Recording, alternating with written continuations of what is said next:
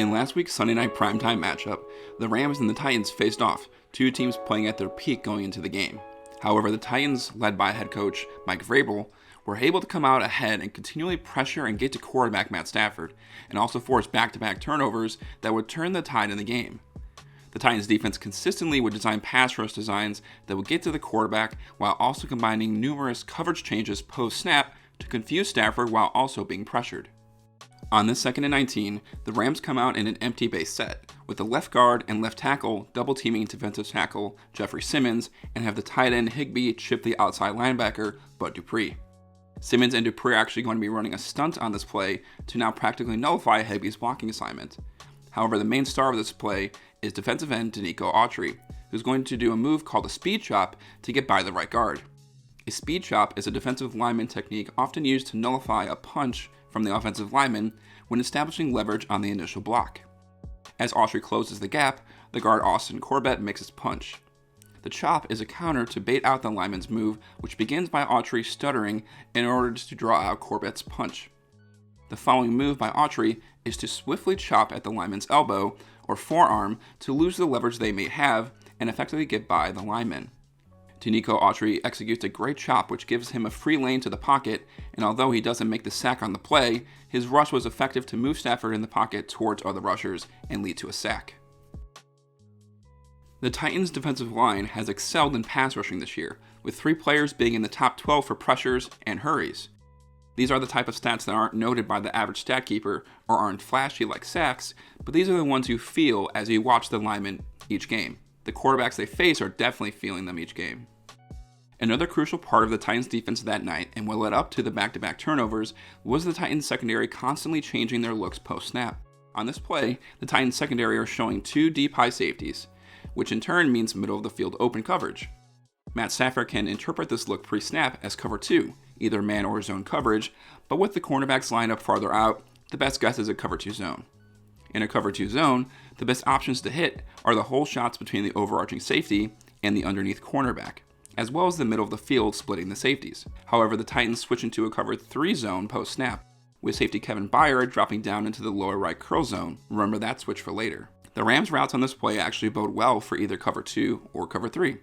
If it was cover 2, then Van Jefferson's deep in route would have gone into the middle of the field, and on the left, the duo threat Robert Woods and Cooper Kupp are running a great cover 3 beater, where Woods runs a seam route attacking the corner holding that deep third of the field, and Kupp running a corner route underneath it, designed for him to be between the safety covering the seam and the nickelback in the curl zone. But what happens on this play is the Titans' pass rush is able to pressure Stafford into stepping up in the pocket on the run while he attempts to make his throw to Kupp, which in turn makes him overthrow him. An accurate throw would have been following Kupp's route to the sideline. However, Kupp now has to drift in order to get to the ball, which results in the Titans' secondary breaking up the pass.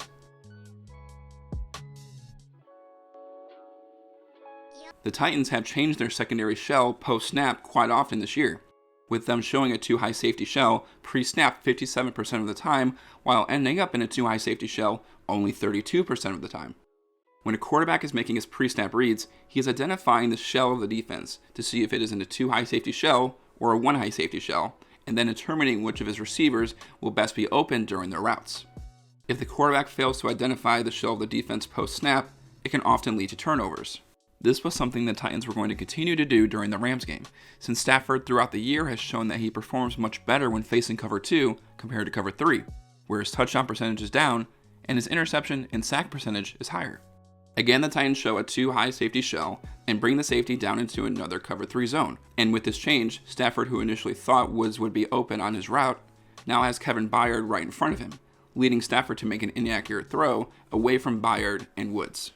Now we get to the beginning of the turning point in the game. With the Rams up 3-0 in the second quarter and lined up on their own 10-yard line, Vrabel drew up a great pass rush design to get to the quarterback in his own end zone. With David Long Jr. in the B gap threatening to blitz, making it 5 defenders on the line of scrimmage, the Rams call man-to-man protection with Sony Michel to chip Landry on the right and motion out for a swing route. The pass rush design is a delayed stunt by tackle Jeffrey Simmons, where all linemen on the left begin rushing towards the inside of the pocket, with Simmons then looping back around the edge in order to have a free lane to Stafford. Landry on the right is also making an edge rush in order to seal the edge so that Stafford cannot escape out to the right away from Simmons.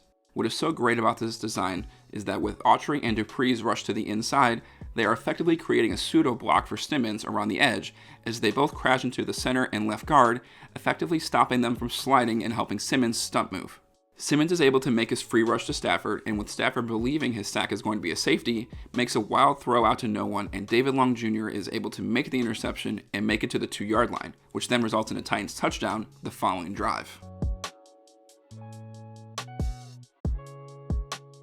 The next drive for the Rams, the Titans once again come out in a 2-high safety shell, and both cornerbacks playing soft coverage.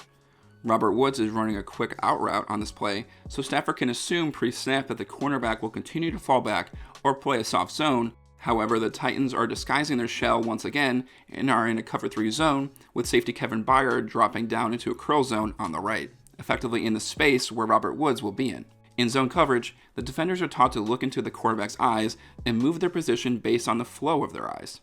Byard does a great job reading Stafford and getting to the spot to cut off Woods and intercept the ball, leading to a pick six, making the score 14-3 Titans in a matter of minutes.